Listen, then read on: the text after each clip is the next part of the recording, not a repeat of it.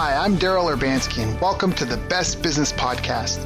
My mission is to help create 200 new multi-millionaire business owners. How? You'll do better when you know better.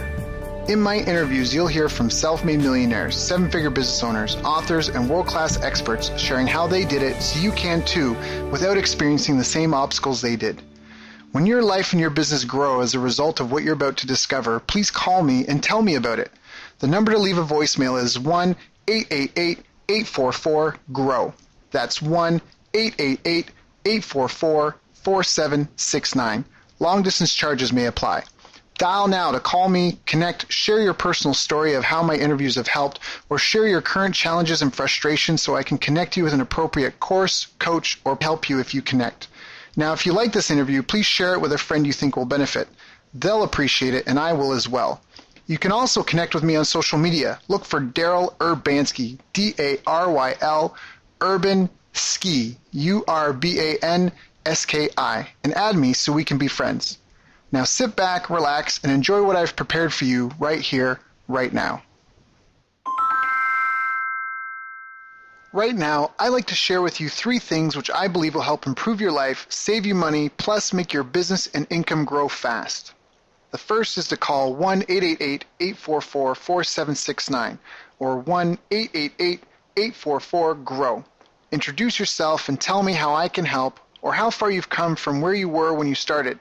Your story can inspire others, plus motivate those who are in now or have come from a similar situation. Second is let me suggest the best of the best options available for your current business. I speak to a lot of people, and I can connect you to the expert, resource, or tool which will get you the growth you want in your business now if you will just take a second to tell me about yourself. Visit bestbusinesscoach.ca/help. I'll diagnose the exact thing you need to get you from where you are now to where you want to be in your life and business. Once again, just go to bestbusinesscoach.ca/help, and with a couple clicks, you'll see what I'd suggest you do if you sat down in front of me and helped me understand your current mental, physical, financial situation, plus the stage and status of your current business now. So once again, go to bestbusinesscoach.ca/help, click on what best describes you, and only get the best you deserve. Your time is important, so help me get you the right tool, introduction, strategy, tactic, or tidbit of information you need for better revenues and save your time by needing less effort. Work smarter, not harder. I'm suggesting you help me help you work on your business instead of in it. Third, check out morefreemoney.com to plug a money-sucking black hole and save your business from disaster before it's too late. See, most entrepreneurs don't give their credit card processing accounts a second thought, but that's a big mistake costing you thousands and even tens of thousands of dollars each year. Money you deserve because you're the one who's done all the hard work you do to make the sale. The merchant industry is so bloated with fees, shaving 0.5% or even a full percent can be worth a fortune to your bottom line. All you're doing is keeping more of the money you're already making. The other risk is having the wrong merchant account puts your entire business at risk if and when you hit a sudden growth spurt. Your merchant can decide to keep the money for 8 months plus and shut down your ability to charge credit cards or even switch to a different merchant. Don't wait until it's too late. It takes 5 minutes and it's 100% free to find out how much you can save and make sure the merchant you have right now is the right one for your type of business. Be strategic. Set yourself up for safe, long-term growth. Visit morefreemoney.com to see how much more money you could be keeping from sales you already make. Stop your merchant from stealing from you after you close a sale and collect payment. Visit morefreemoney.com now. Hello everyone, thank you for joining us. My name is Daryl Urbanski, your host as always, and today we are joined by Sonya Karras and Sacha Kaluri, 2 of Australia's most wanted motivational speakers. Speaking to more than 200 school groups, parents, corporate companies, government agencies, and not-for-profit orgs each year, they are the directors of the Australian Teenage Expo, Australia's largest youth educational event. These 2 are also co-creators and presenters across multiple media channels, including the Sonya and Sacha Show on national TV and radio, their social comments and columns with the Herald Sun newspaper, plus for 2 years running they are the official Australian ambassadors for the United Nations New York Women's Entrepreneurship Day. Finally, if that wasn't enough, they are releasing a new parenting book about young people people titled The Two Worlds of Your Teenager. And on top of all that, they've somehow figured out how to have a successful business partnership for going on 17 years now. Wow. So obviously I've asked them here to join us today so we can learn more about building our own platforms as well as making long-lasting business partnerships work. So Sonya, Sacha, thank you two for joining me today. How are you ladies doing? Thanks, Daryl. So happy to be here. Yeah, fun to be here too. So for the listeners, why don't you just, so they know who's who, I know who's who, but just so they can identify with their voices, why don't you say, who's Sonya, who's Sacha? Okay, so I'm Sonya. I'm Sonya over here with the red hair. You can't tell, but I have red hair, so it's me. If you look at the picture on our website, I'm the redhead, yeah? There we go. And I'm Sacha. I'm not the beautiful one. Sonia's the beautiful one. I'm the chubby one. Oh, stop. No, No. she's the gorgeous, gorgeous blonde. Very excited to talk to you, Daryl. This is good energy already. What's going on? So, well, I mean, that's kind of what I wanted to get into with you two with. You've obviously, over 17 years, you girls, you ladies, you women have done a lot of things and accomplished a lot, even just to still be in the game this long. A lot of people, they don't even have the mental fortitude to keep a hobby for 2 weeks or 2 years, let alone keep their New Year's resolution for the first 30 days, let alone keep something going for 17 years. So how did you two get started? Like, what were you doing before you came into doing this? That was a long time ago. So I started my own business when I was just 18 years old. By the time that Sonya and I met, I'd been doing it for such a long time and I'd had successes and failures and was a point in my career where I was looking for something different. And I began speaking in schools. And then within probably not less than a year, one of our mutual friends actually introduced us to each other and said, well, you should speak to Sonya because she's actually speaking in schools as well. So we had completely different topics. And then instantly we began to start to market ourselves together. And it was kind of organic how I know that sounds a bit cliche, but it really was, because before we knew it, people started to know who we were. They knew that we weren't in competition to each other. So it just kind of flowed for us to start a business together and be together.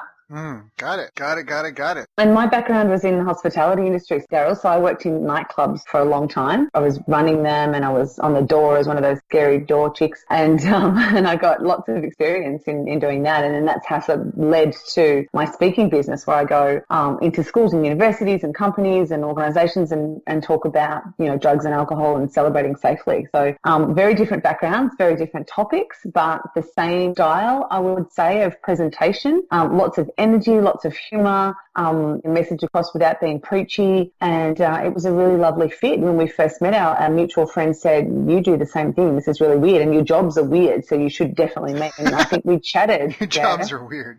Yeah, well, it is. It's like it's kind of unusual to have a speaking job where you're in the school, in the same sort of system, in the same sector. And I think that first telephone conversation lasted about 4 hours. It was kind of like it was almost like a first date kind of thing. It was really weird. We had all these synchronicities in our lives, and it was just a strange and really cool thing, which has seen us through for the last nearly 2 decades. Like, we need to celebrate hardcore when we get to 20 years. I was going to say, what was the unifying theme? Because it sounded like you each had something a little bit different going on, and you guys, I gotta stop that. You ladies, you girls were speaking publicly together, so that was a match. But did you have the same mission? Did you have the same end goal? What was the big click, or was it just that other people didn't understand you and you two were kind of entrepreneurs and you obviously really felt understood because you each understood what it was like to try and get speaking gigs and to be in the trials and tribulations that maybe even your partners and your other friends and family couldn't really understand? Yeah, it was all of that. It was all of that as well. It's so great even now, it's such a long time later, to get on the phone with each other and say, I just had this amazing gig.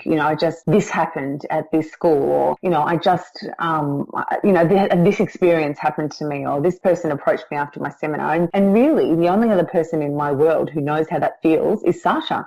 And so to have that is awesome. And I think we probably just clicked on so many levels because we love working with young people. We see their value. We see how exciting and interesting and amazing they are. And we say that we've got this magnet in us that just draws us to want to work with young people. And I think we both found out that about each other really early on and sort of came together and bang, it all happened. So what are some of the greatest challenges you two have faced in your career, and how have you overcome it? Oh, well, that's an hour by itself right there.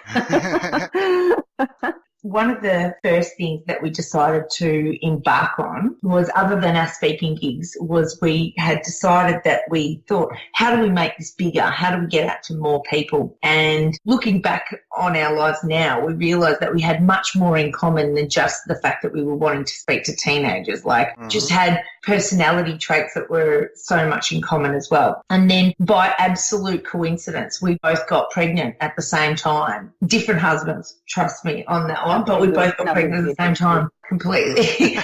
We gave birth 2 months apart. What? Yeah, we gave birth. So, yeah, then, believe it or not, we both got pregnant again at the same time, where we both miscarried within 2 weeks of each other. Then, to top this all off, we both get pregnant again together, and we have our second children are 2 weeks exactly apart. Is that just not weird? That's sort of, yeah, that's a lot of synchronicity. Yeah. I mean, some of it makes sense because I know that women do get in sync when they spend a lot of time together, but I don't think you time your pregnancy and labor days that way either. I know some other things get in sync, but it's a little weird. I mean, already as a man, there's some weird things going on when women get together, but that's another level. Yeah, no, that's yeah. Even we can't, like, I think the third pregnancy, Sonya said, I'm pregnant. And then 2 weeks later, I just said, you're not going to believe it, but so am I. And I was like, no way.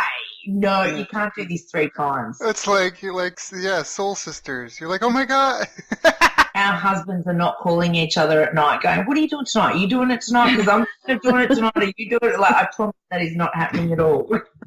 Right. That is so crazy. That's pretty wild. Yeah. So we walked out of this thing. Yeah. Sash, were you going to say about the pregnancy? Oh, yeah. Go for it. When we had our first children, we went along because we had no idea, because we know teenagers, but we didn't know baby. And just after we had given birth was an event near us that was called the Pregnancy and Babies Expo. And it was an event that was all about giving every piece of information that you would ever need about having a baby. Literally, like, you know, what books to read and what pram to get, what nappy to use, everything that you would need on having a baby. And so we went along to this event with tiny, tiny little children and came out with bags of information. And it was so valuable for us because we had no idea. And literally as we were walking out, we both kind of went, amazing that, you know, you're able to access all of this information in one place. There's nothing like that for teenagers, because the next time of parenting, the next stage of parenting is all of a sudden,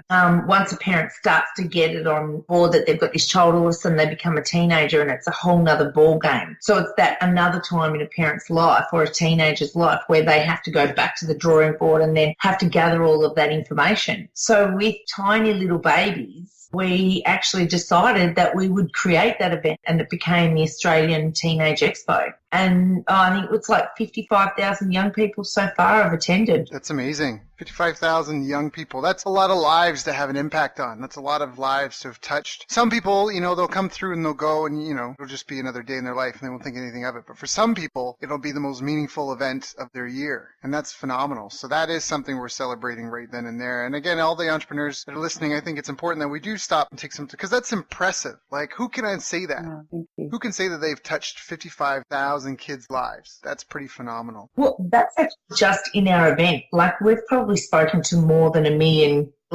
teenagers in our career. Like, that's literally just for the Australian Teenage Expo. And we've been able to create, so the point of the expo is to put everything that a young person, educator or parent would need. So anything from employment details or universities or alternative programs for education, because normal school is not necessarily the right thing for every young person, right? Right. So that was about putting that information in there. Then it was also putting any services that a young person would need, from drug and alcohol, eating disorders, mental health, sexual health, all of that stuff in one place. And then finally, all the products that a young person needs, wants, and has to have. And we knew that in order to be able to get a young person to want to come along and be a part of it, it needed to be fun and it needed to be interactive. It literally just could not be a person handing out brochures and saying, here, you know, here's some information on, you know, drug and alcohol issues. They're not going to go, oh, that's great. Yeah, I have a drug and alcohol issue problem. Like, please pass on that detail. details to us.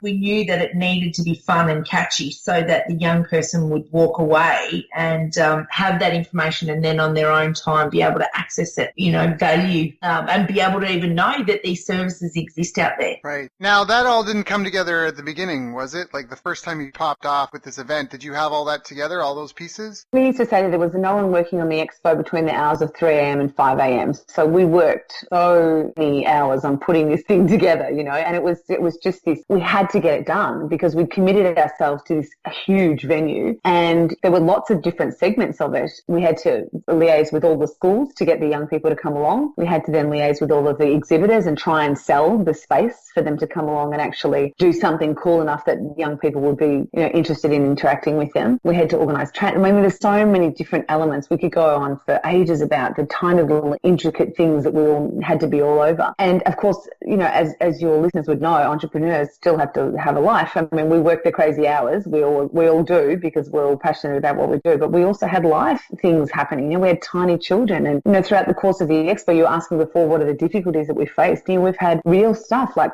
losses of parents and, as Sacha said before, miscarriages and, working on our other businesses and other children came along. And it was, we've got all of that stuff going on. But I think if you have this common thing that you would like to get done and you can see that it is going to be powerful and it will be beneficial and it will be fun as well, then, that's one of our mottos with our business, Darryl, was that everything we take on, every project that we do must be fun. There must be an element of fun. Otherwise, we're out. We can't do it. That's so important because if you've mentally checked out, it's just going to be an uphill battle. I think that's a good key for anyone listening to this. If you feel you've mentally checked out in any way, shape, or form in what you're currently doing, or you've lost the love and passion for it, you need to get somebody in to either take over that role, or you need to take a break so you can come back to it fresh, or you just need to keep at it. And because one of my favorite quotes about mastery is do it until it becomes dull and then keep doing it until it's beautiful. And that's about how you master something, is you just do it because you love it and it gets dull. And that's when you learn, right? There's another thing to be said about that too. Like nobody really learns when everything's easy because it's easy. There's no friction. Friction and challenge and turmoil is where you learn, where you grow, where you have those experiences, where you're pushed, when you're uncomfortable. Those are things that really push you outside of your box. Yes. So, it sounds like you ladies were pushed and pulled outside of your own boxes a lot. Would you recommend anyone that's struggling, if they have any sort of partnership or any sort of event-based business that they're in, they're either butting heads, or they're having frustrations, or they're just struggling and they're just starting out? Well, if you've got anybody who's struggling in a partnership, the number one thing that we always say is to completely take away the ego, because it's actually the ego that destroys the partnership. So if you know that at some point, if there's any kind of ego that you're thinking, I'm not sharing this, or, you're in competition with that other person, if you strip away the ego and you actually go to them and are completely vulnerable and say, this is exactly how I'm feeling, and almost ask them, please strip away your ego. Let's have this conversation, because the ego will definitely make it fail. So just having a big ego by not... Can you expand on that? By having a big ego? So, for example, if at any point, Sonya and I ever made a mistake, we have lots of times, we talk about lots of different things that Sonya and I, either of us have made a mistake. Now, one person could go away and say, that person's made a mistake, I'm the one that's working really hard, or this is what's going on and I can't believe this is all on my plate, and, how could that person have made such a stupid mistake? It's actually costing us a lot of money. And then you get caught up in the blame game. And none of that is actually healthy for the relationship. So we actually always say, first and foremost, we are friends first. So no amount of money could ever, or no business venture could ever take that away. So it's constantly about having understanding and empathy about what the other person is experiencing. So, for example, at different times in our lives, I may be working harder, or Sonya may be working harder. But to know, for the good of the whole, we're always working as hard as possible. But right now, my life is chaotic and I can't put in the same amount of hours as what she is, or vice versa. So rather than actually saying, listen, Sonya, I just feel like I'm doing all the work, take away the ego and have some sort of understanding about what's going on, and then having the conversation, always being open. I think that's really important.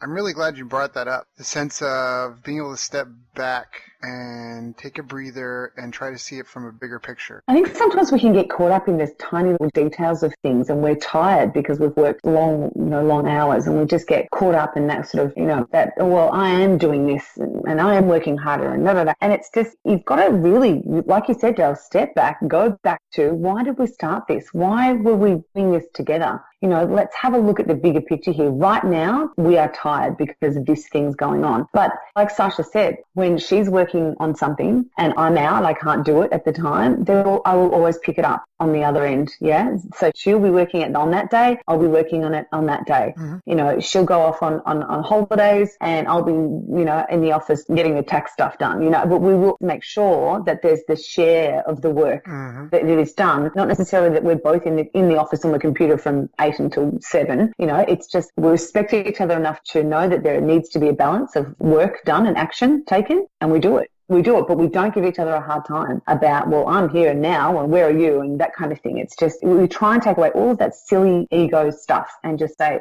I love you as a person, I love you as a business partner, as my partner, I'm in this and this is what's going on in my life, but I'm going to pick it up the next day or the following day. Do you know what we do, Daryl, that I think is a really special thing? So there are things that some of us have strengths in and some of us have weaknesses in. And one of my weaknesses is that I hate doing anything regarding tax. I hate it.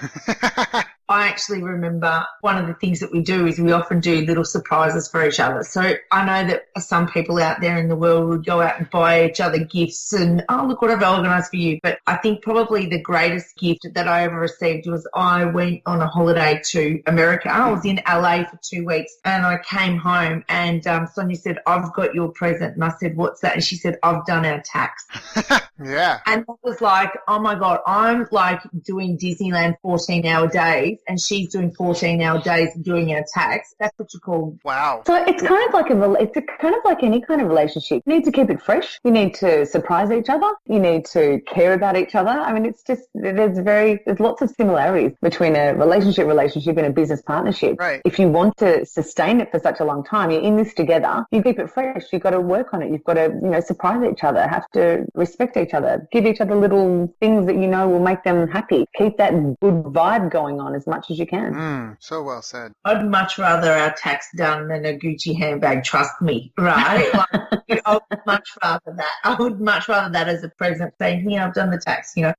But the other thing, Daryl, is that you always need to come back and say, what is the intention behind everything? Like the intention is everything. So if we know that our intention is always to do the right thing, make sure that we're striving really hard, come up with ideas, go to the next level, whatever it might be, if you know what the underlying intention is, it means that when there are any mistakes, they're just a mistake. So it doesn't mean that at any point someone might be snappy. Like, both of us have worked crazy hours and all of a sudden, there are times sometimes that there's so much on our plate that when you're ringing each other up or you're having these conversations, it's very sharp and quick. Like, did you do this? Did you do this? Did you get this done? Like that to-do list of things that you need to get done. And then you might actually hang up thinking that, I was probably a little bit sharp in how, I was a little bit not so friendly, like, could you please do this? I've just gone, well, have you done that? And then to check yourself in and say, look, sorry, I didn't actually mean it to be so sharp the way I actually responded in that. But the intention is that we're here to do the right thing. We're here to get this job done. And, I stuffed up and I'm a human being and I made a mistake and I probably shouldn't have been so harsh in my response in that comment, but that my intention is never to hurt you and to never take it for granted. It comes down to really good communication skills. Absolutely. And a willingness to admit your faults and your mistakes. You two make it sound a lot like a marriage. Yeah, see, that's the strip away the ego part, Joe. We look at a lot of businesses. We're often asked to speak to businesses and the partnerships are they're surviving on sending short, sharp emails to each other with no care and no, human streak about it. It's just, well, I felt like this when you did, and it's actually it's really destructive for the partnership. If you can't sit in front of each other and say, hey, what's going down? What is happening now? Because there's a weird vibe going on. Something's happening. We need to sort this out. Not sending off messages and emails to each other and trying to get it done that way. It needs to come back to we're both human. We're all human. We have days where things are great, days where things are not. Clearly something's going wrong now. Let's sit down and get it out, work out what's going on here and come back to where we started. know the intention. Like I know that under no circumstances would Sonya ever want to hurt me or make me feel what I was doing was less worthy than what she was trying to do, or, you know, she was more important in the relationship or in the business partnership or in the speaking or whatever it was. She never wanted to make me feel like that. So if she, for example, at any time one of us did make each other feel like that, you would know that it was a mess. It was a stuff up. It wasn't an intentional thing, because we're human and we're not perfect. So beyond the partnership between you two, do you feel that there's any habits that you've had business-wise that have, like you mentioned, doing your taxes? That's an important thing for a business. Are there any habits that you feel have helped you in terms of making the business successful and making it last so long? We just go. We just never, ever give up. We just keep on going and going and going. The funding that we applied for to have this youth event that we run around Australia, we sought from the federal government of Australia. So we're like, okay, where do we start with this? We've never done presentations and proposals for government before. We had no idea what we were doing. So we went back to what we do know, and we got a bit cheeky. So we started calling the Prime Minister's office, which is like, you know, calling the president, right? Yep. Or, you know, Prime Minister, the head of the country. We would have called that office, right? And we made friends with the receptionist, you know. Hi, Elaine. How you going today? What's going on? How's the weather in Canberra? A bit cold today, isn't it? Yeah. Hey, how you going? We wish you had a coffee today, Elaine. And we would just chat and be cheeky and be funny and throw some humour in there, which was how we roll. That's our style in everything that we do. We throw a bit of that stuff in, and it breaks down those kinds of, you know, conservative, stiff barriers. So we always try and you know, and at the end of it, we got our meeting with the Prime Minister's, you know, office, and, you know, we got our funding from the federal government. We had 5 years of funding from them, and basically it was from a 3-page proposal that we put together that we had no idea what we were doing, but we were persistent. We were not taking no for an answer with this thing. And cheeky and a bit humorous as well. We're constantly throwing out emails into the world that have just our style of humour in it, and we're constantly getting back these messages from people saying, it is a very unique email. I don't think I've ever read something like that in my life. That makes me laugh. I'm so happy. And that cuts through, because they're always getting the same stuff, you know. Hi, how are you? How's your day? Hope you're well. You know, Here I am, this thing. You know, we've even thrown jokes in. We got McDonald's to work for us and become a sponsor because I told a stupid joke in my email. Right. yeah. Well, you put your personality out there, which lets people connect with you. Yeah. A lot of times I think people put on like their professional lens and they get into corporate speak and they start writing like they're writing for their English teacher, and that's not how real people communicate. Yeah, boring. Yeah. The one way that we survive this is that we have to find something to laugh at. And we always say that there is nothing off limits on what we can laugh at. Nothing. Like, even on the most dire straits of our lives, we will find something to laugh at all the time. That is I would say, wouldn't you say, Sonya, that's our number one thing on how we survive, is laughing. Well, you know what? If people recorded our daily conversations, and we usually call each other in the school drop-off another 700 times after that, you know, if they recorded our telephone conversations, just the stuff that we talk about and the stuff that we laugh at, you know, probably they might admit us as an inpatient to a mental hospital. But other than that, they would say, you know, oh yeah, that's a really funny, weird way of looking at it. Why? I'd never thought of it like that. So there's humour in everything, Daryl. We can't keep this so serious all the time, you know. I mean, this is a hustle. Your entrepreneurial listeners will be saying, this is hard work. I'm busting my butt. Yeah, it is hard work. So let's have a laugh along the way, right? Because we're working like 10, 15-hour days every day, all the time. Like, we're putting it, you know, we're taking our kids to school, picking them up, you know, on the phone the minute where they're asleep. You know, I'm putting my kids to sleep and I'm trying to contact somebody through social media to get something new or try something. So, like, it's a crazy thing. And we both understand that the number one thing, our kids come first all the time.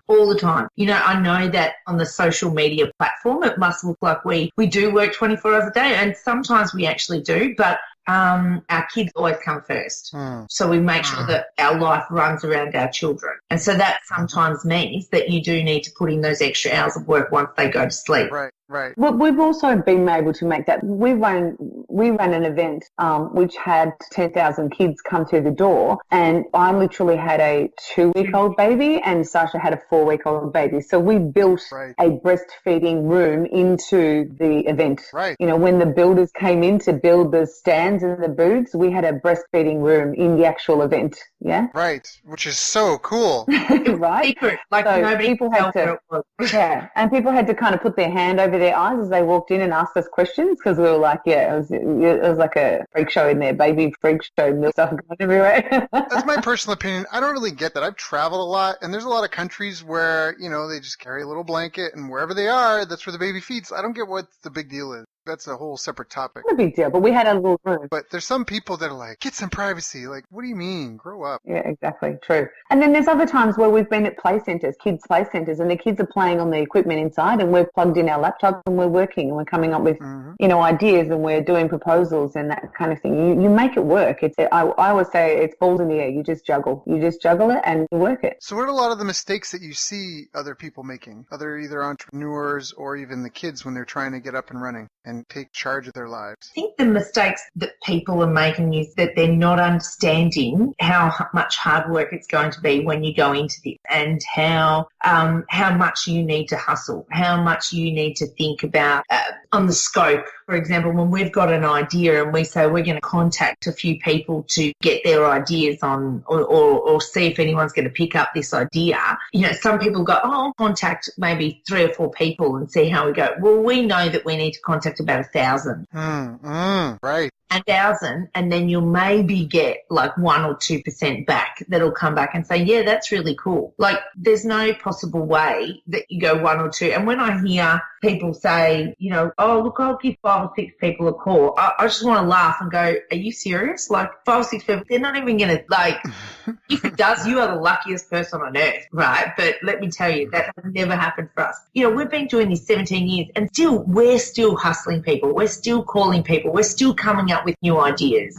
On social media, it looks like, life is grand and, we must be getting calls from people every day. I'll come and do this with them. Yeah, they're calling us because we've called them 1,000 times before. Yeah, I can actually attest to that for all the listeners here. Nora, my podcast girl that helps set up these interviews, had an accident where she fell, hit her head, was in a coma for 3 days, and then in the hospital for a week and a half. Oh. And during that time, Sacha was trying to connect with me to get something set up, and I think you had 1 or 2 times that you set in a calendar that I didn't show up for, and already, like even now, we're doing the interview early my morning, late at night for you, because we're on upsides of the planet. Like, I can definitely attest to that.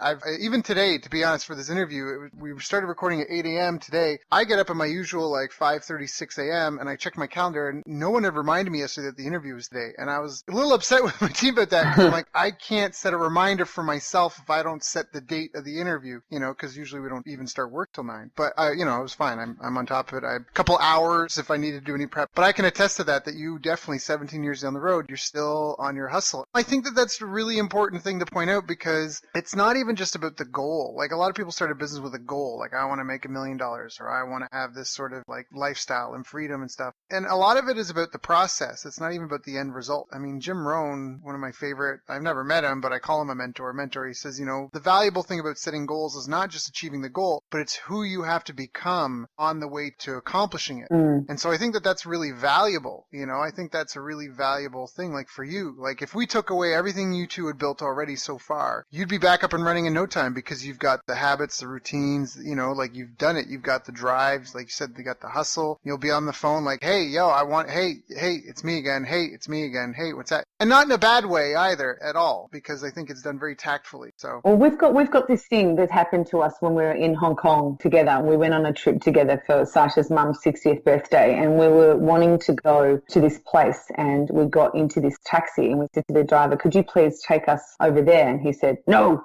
Just a straight no. And we were like, "Are you sure about?" "No." "Okay, right." So definitely no. So we call that the Hong Kong taxi driver no. And we've had lots and lots of Hong Kong taxi driver no's in our time of trying to put proposals out there and ideas and that sort of thing. But often those Hong Kong taxi driver no's will actually mean not yet. Right. And you keep going and they will become a client. And so you keep being your funny, cruisy, cool self, and eventually they will wake up to the fact that they need you in their lives, and so they will come back and say, on the 15th phone call, actually, yes, I might need that now.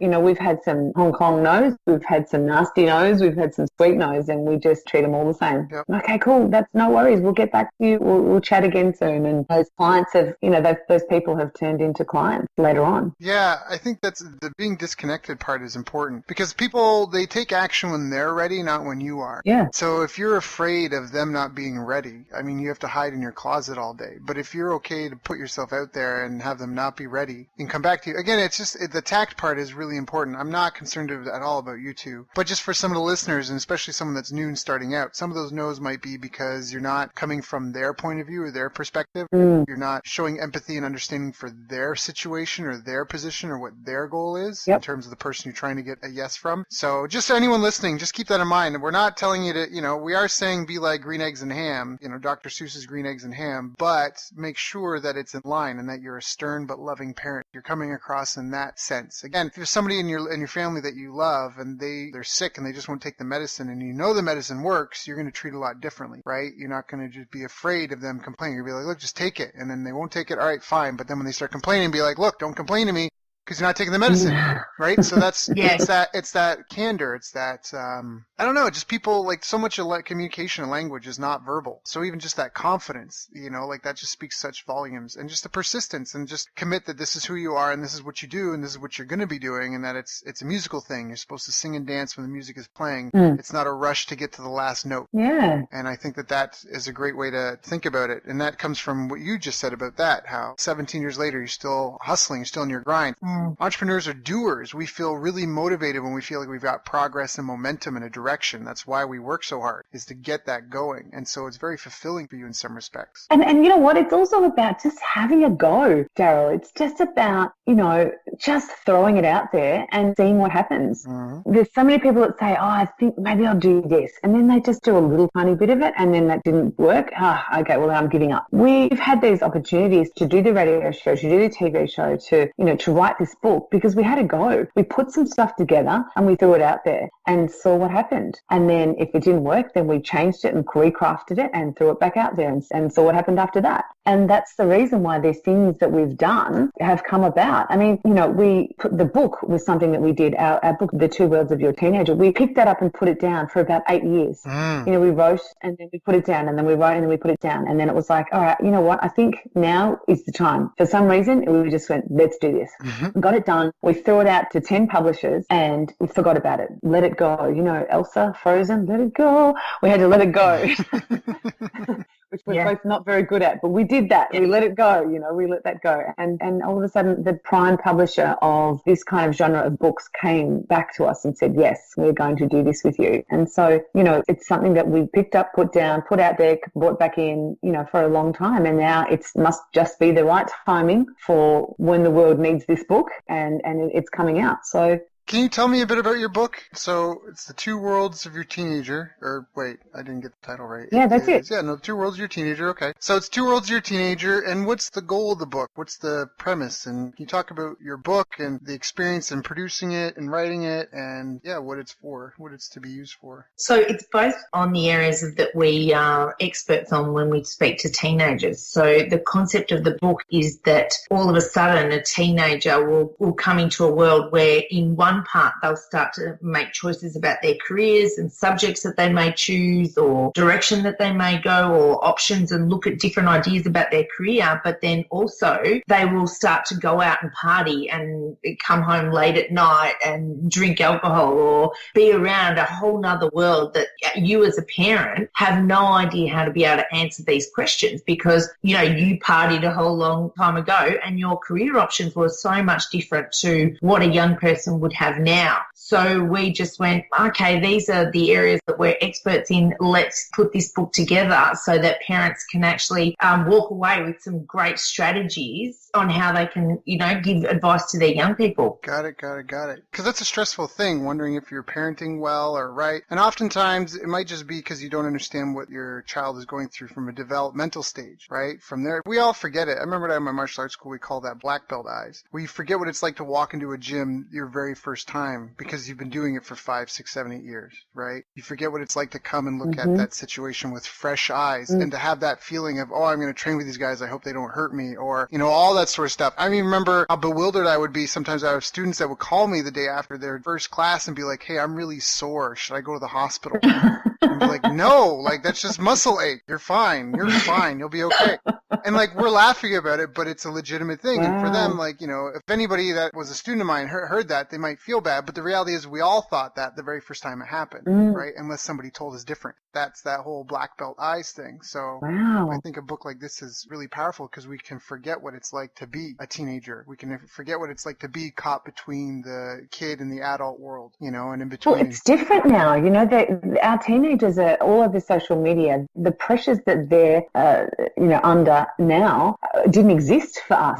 You know, we didn't grow up with this stuff. And they are, and that's a part of their world, and that's how they communicate. And their career options are so different. You know, a lot of parents of teenagers at the moment would have been exposed to, right, I need to get a job, and that's where I will finish my career at that same company. It was very common to sort of show that lifetime loyalty to an employer and work there forever. Just not what's happening with teenagers now. You know, they'll have, I don't think Sacha's got the stats, but they'll have, you know, seven different careers or something. Yeah, they'll work in 7 different industries in 29 different jobs. I mean, that's just what the statistics are now. And how are you supposed to generate any traction to start gaining like a decent income in that, unless they're all transferable? Like, do you know what I mean? Like, how do you get that progression to earn a bigger income when you have so many? I mean, first of all, I don't know if that's a bad thing. In fact, teenagers that I have living with me right now, not my own, but family that I have living with me, I've told them all that they all need to do more in terms of work more, volunteer more, because they don't know what they do or don't like. And the only way they're going to figure that out is getting out there and doing it. That's it. Like those 29 jobs, I think that's an important part of it. I hope that stat just represents people trying to figure out what their passion is, something that they can do for 30, 40 years, not the fact that they'll constantly have to be starting over from scratch. Because that's almost a scary thought if you think about it, right? I think there's a lot of people, even myself, if I had to pick a whole new field or an interest to go into, like, Daryl, you're going to be in ballet from now on. Like, that's kind of intimidating. I'm like, really?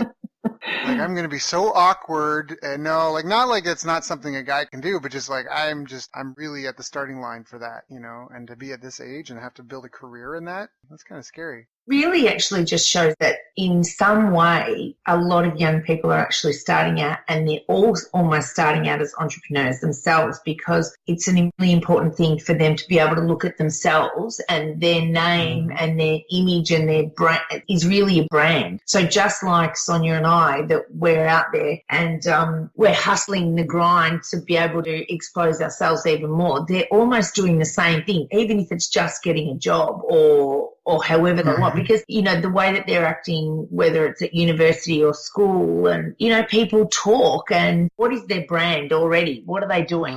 Oh, yeah. Yeah, because that's what a brand to me, and in my experience, a brand is just a reputation. That's all it is. If you're doing brand marketing, that can be a hard road in the marketing world in terms of generating leads and sales. I really would prefer to think of it as coupon marketing. Yeah. It might be a better way to think of advertising. But the brand is what you build over time, and that's a relationship. We've got a brand with each other. We've got a relationship over time. You do business with a company over enough, people, they get a reputation, and that's what the brand is. So you're right. I think you're really right that for them, it is almost like they're brand new entrepreneurs, and they're just figuring things out, and they don't know their market. They don't even know their product really well, and they're not sure how they're being perceived. And it's you know, and they'll learn, but it's all about feedback. It's all about moving forward and getting feedback. And yeah, I think that's a big, big part of it for kids. And that's, I think, the other thing is having them be exposed to a lot of different things, because then they'll meet you two, and one of you two might really resonate with your message, you know, and they use you as a role model, where their parents could have been telling them the same thing for 10 years, but it's just, you know, it's in one ear out the other because of who it's coming from. Yeah, it's the delivery. Right.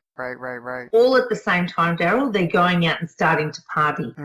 Right. They're making crazy decisions and putting weird things on social media that can affect their brand, and they're taking big risks. That's why both of those areas are in our book, because one actually affects the other. Yeah, because that's how, for kids, they don't have a lot of avenues, especially in terms of being economically restrained. How do you go out and meet people and expand your network? It's a natural desire, natural human desires to connect with others. So how do you go out and do that if you don't have money? Well, let's go to a party. That's an easy way to meet some new people, especially if you're biologically programmed to be looking for a mate. That's an easy way to get past those inhibitions and meet new people. And so it serves a lot of purposes. But like you say, it does have the downside. Teaching kids that that's the only way to have fun. You can only have fun if there's booze involved or drugs or whatever. And then again, like you said, the types of people and situations they can be involved in. I think the same thing, honestly, to draw a correlation for our business listeners, happens in success. I've personally gone through it. Not to say that I think you have to wake up and prove yourself every day. So I want to preface anything I say with that. You have to wake up and prove yourself every day. But from my own personal experience, and even people that I know and I've seen, when they finally achieve any sort of, I'm making air quotes here, like success, at least financially and in business terms, it can be like those kids when they're first exposed to being able to go party and having no restraint and no supervision, and them just being like, wee, and going crazy. I know a lot of guys, and even myself, that have struggled with that, with almost too much freedom and too much ability. And how do you keep that in control? And it's funny because I know I've met people where I'm like, you've done so well, isn't it enough? Like, why don't you just relax and whatever? But I kind of appreciate that they're able to keep the drive, that it doesn't matter if they've got $10, $1,000, $10,000, $1 million, $10 million in the bank. That's, again, they're still waking up every day on that hustle. There's a guy called Gary Vaynerchuk. Have you heard of him, Daryl? Yeah, and I listen to him all the time. And his ultimate goal is to buy the New York Jets. And he said, I was listening to one of his podcasts the other day, and he said, that I think will be the saddest day of my life, because once I've achieved that, he said, it's the hustle I love. It's the game. It's the game. Yeah. Yeah. You're in it for the game. It's not, if someone just ordained you with some accolades, you got a Nobel Peace Prize, boom, you have a bank account full of cash. In some ways, you'd feel like an imposter. And so you might enjoy it to a certain extent, but it would really, like, if people praised you and were giving you all sorts of recognition for things, and you didn't feel that you worked for it or earned it, you wouldn't be so proud to show it off. Probably wouldn't give the money back. Right? It's boring too. I mean, all of the people that would be listening to your podcast are business people, entrepreneurs. We love it. It's in us.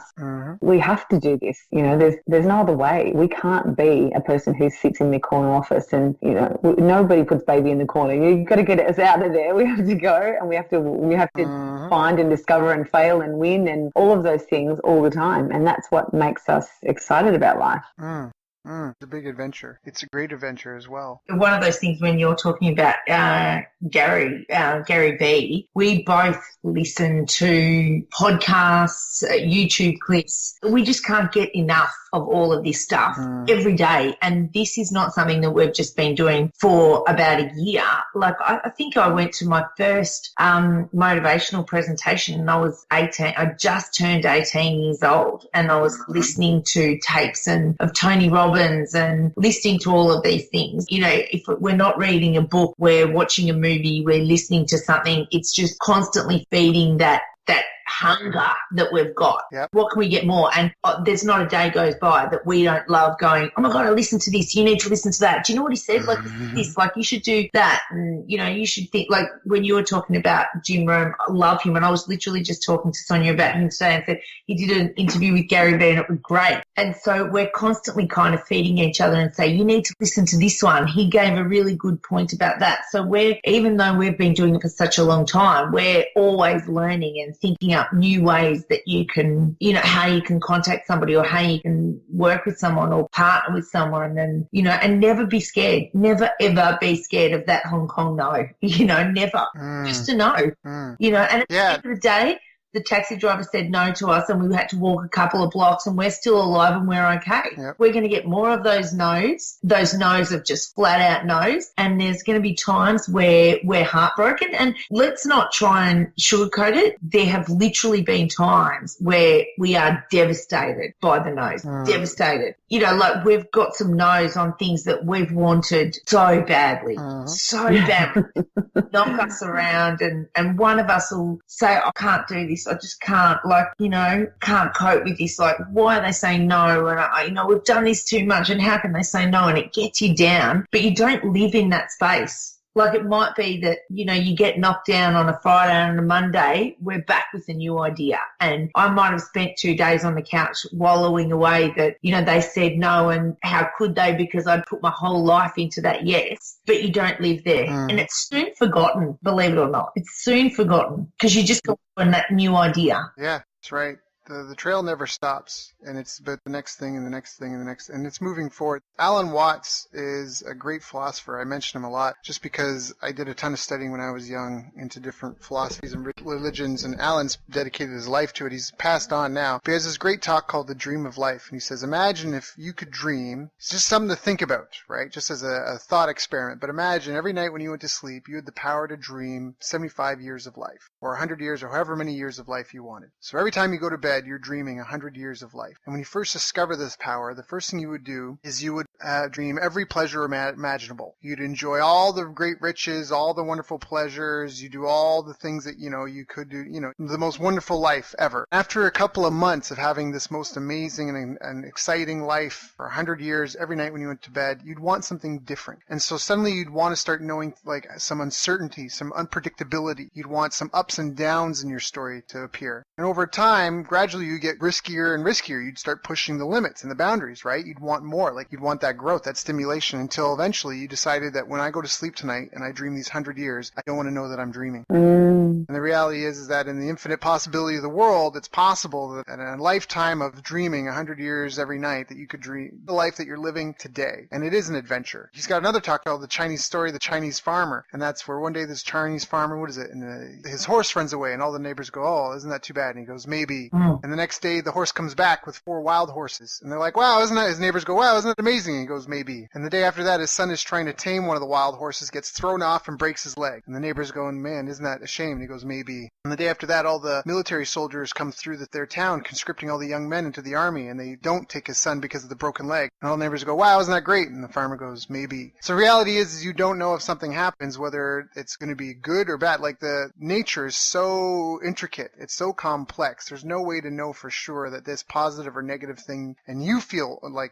positive or negative about whether it was really good for you or bad for you in the long term. There's no way to know that. And so you just kind of got to keep living that life and moving forward and trying to do the best. And it sounds like foster a really healthy and probably not perfect, but man, very enriching and fulfilling and satisfying business partnership and relationship in your life. Like you two shared, and just have a goal that you can be passionate about. And I think if you have a goal that you can be passionate about and you've got your expenses covered and you're seeing progress and growth and you're surrounded with people that you like, love, and respect, and you're working together towards a common goal, I think that only wonderful things can happen from that. And absolutely, like looking at the bigger picture for things all the time is so important for us because we still have small children. So we both still have 3-year-olds at home. And every now and then, we'll put something in to do a big project and you get rejected. And, it's interesting because Sonya and I have recently been rejected from something, and we both literally just went, maybe if we got that, it would mean that we would not be at home as much as we really need. So maybe the fact that we've got 3-year-olds, the universe is saying you need to be at home with them way more than you need to be go out there and doing that particular thing. Give it a couple more years and then you're able to fly once they're at school and all of that stuff. And so we kind of try and get that. We're always looking at the bigger picture of things. At the time, it kills you because you get the no, but you sometimes think, well, maybe it's actually for the best thing. Yeah. Just like that story. I love that story. Yeah. No, you're right. You don't really know. So as long as you're okay,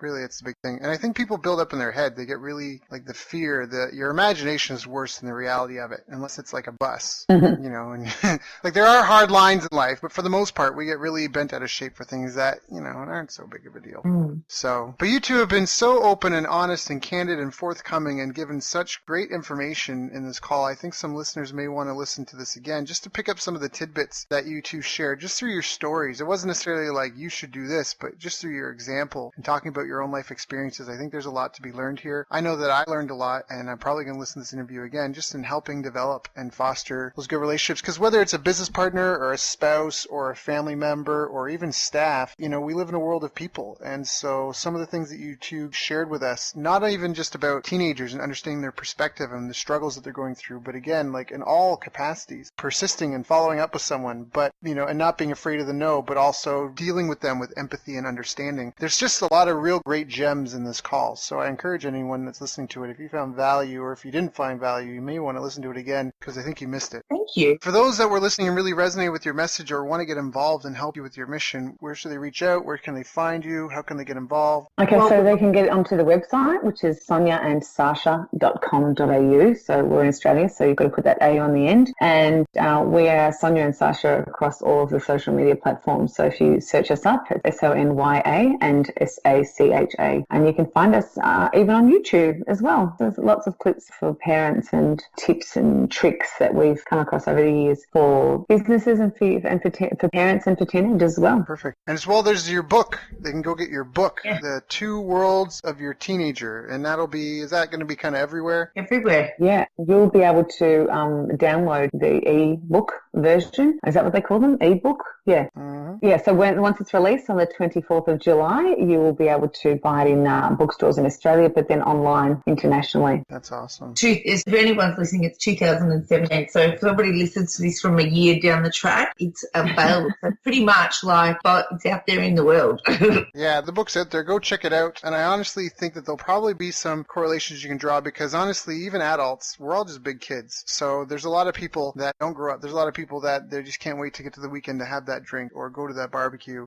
So we talk about the two worlds of your teenager. I think that there might even be that, like, you know, some of us might know bosses or clients or employees or even parts of ourselves that haven't maybe fully grown up.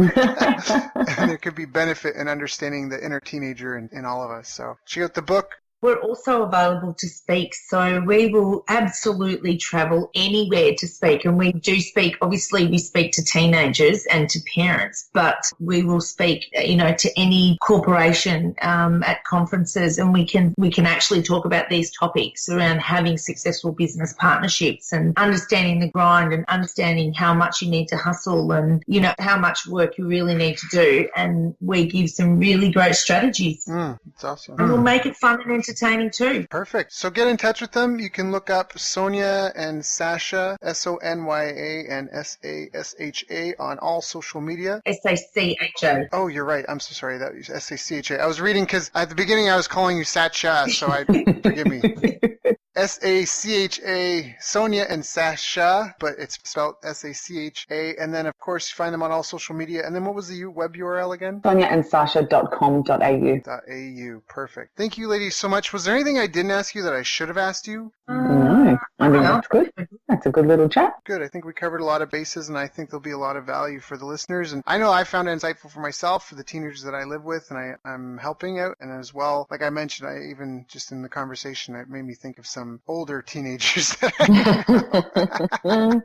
And they should always stay that way. It's always good to have that, right? That young outlook on life. So thank you, too, for joining us today and sharing with our listeners. I really appreciate your time. I appreciate the hustle, Sacha. Appreciate your hustle and getting this connected and helping get it set up. And I appreciate you, too, reaching out, and I appreciate you coming and help my listeners. So thank you both. Whatever we can do for you, Daryl, along the way, please stay in contact with us. We would love to help you and get back on. And if there's other things that you would like to discuss, we would be more than happy to do this 1,000,000 times more with you. You've reached the end of our interview. Now, first, let me thank you for listening. I appreciate and respect you more than you'll ever know. And now I'd like to ask you a couple of questions. First, what 3 lessons did you just learn?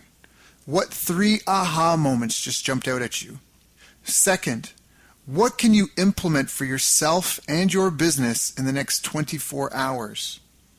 Third, what can you give to someone else to help you with, or give to them to just do it for you? Whatever it is, remember, taking action is the secret sauce to results. Now, if you think this interview would be helpful for a friend, please give them a link to it. It'll help them and it'll help me too. I'd also like to invite you to help me find out more about the challenges you're facing, your dreams, your goals, and how I can help you overcome what's holding you back. We both do better when we know better, and your success is my success. So please reach out and interact. You can visit our website, bestbusinesscoach.ca for Canada or California, where I'm from and where I'm living. You're welcome to also try out one of our paid programs. You can find us on YouTube, Facebook, and pretty much every other social media channel you can think of. You should also subscribe to the podcast, and if you're enjoying them, please leave us a nice review. It really helps. That's all for now. Once again, thank you. Take care of yourself, and remember, the world needs the best business you can build. And I believe in you.